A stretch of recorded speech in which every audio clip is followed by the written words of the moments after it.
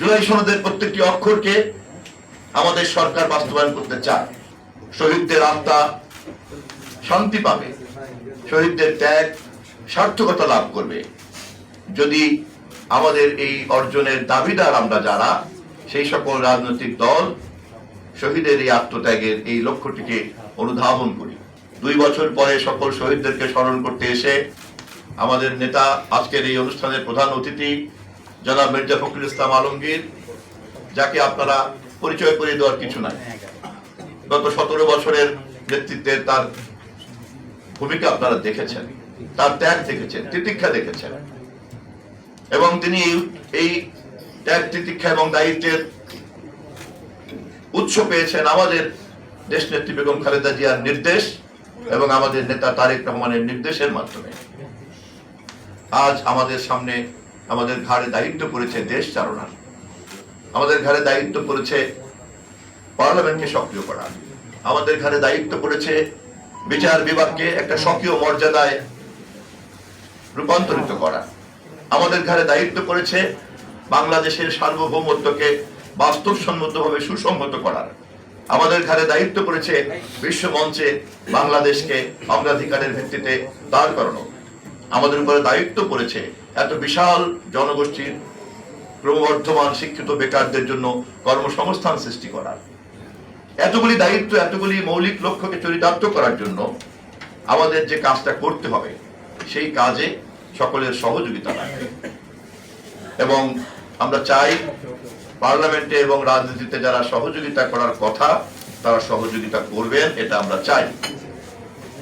এবং আমাদের পক্ষ থেকে বারবার আমরা আহ্বান জানাতে চাই যে জুলাই সনদে আমরা স্বাক্ষর করেছি, সেই স্বাক্ষরের সঙ্গে শহীদের রক্ত মিশে আছে। জুলাই সনদের প্রত্যেকটি অক্ষরকে আমাদের সরকার বাস্তবায়ন করতে চায়। পার্লামেন্টে আমাদের সংসদ নেতা, আমাদের দলের মহাসচিব সহ সব নেতারা বারবার এই কথা আমরা বলেছি, এবং এই সকল কিছুই করতে হবে জনগণের নির্বাচিত পার্লামেন্টের মাধ্যমে। এর বাইরে এই লক্ষ্য অর্জন করার আর কোনো সাংবিধানিক নিয়মতান্ত্রিক কোনো মঞ্চ আমাদের কাছে নাই। আমরা ধীরে ধীরে সেই পথে এগিয়ে যাচ্ছি এবং এই কাজটি ঐক্যবদ্ধভাবে আমরা করতে চাচ্ছি, এবং এভাবেই আমরা দেশে একটা সুশাসনকে নিশ্চিত করতে চাই। ক্ষমতার বাইরে বসে ফ্যাসিবাদকে উৎখাত করার জন্য জীবন বাজি রেখে যেমন আমাদের নেতা দেশনায়ক তারেক রহমান, আমাদের মহাসচিব মির্জা ফখরুল ইসলাম আলমগীর সহ সকলে মিলে জীবন বাজি রেখে লড়াই করেছিলাম, তেমনি আজ ক্ষমতাসীন দলের নেতা, মন্ত্রী, প্রধানমন্ত্রী, সংসদ সদস্য এবং অন্যান্য দায় দায়িত্ব সকলে মিলেই আমরা আমাদের এই সুশাসনের দায়িত্বটাকেও নিশ্চিত করতে চাই। যদি আমরা তা করতে পারি তাহলেই কেবলমাত্র শহীদের আত্মত্যাগ সার্থক হবে, শহীদের মর্যাদাকে আমরা প্রতিষ্ঠিত করতে পারব। এবং এই কাজ করার জন্য শেষ মুহূর্ত পর্যন্ত গণতান্ত্রিক সকল শক্তিকে আমরা ঐক্যবদ্ধ রাখার চেষ্টা করব।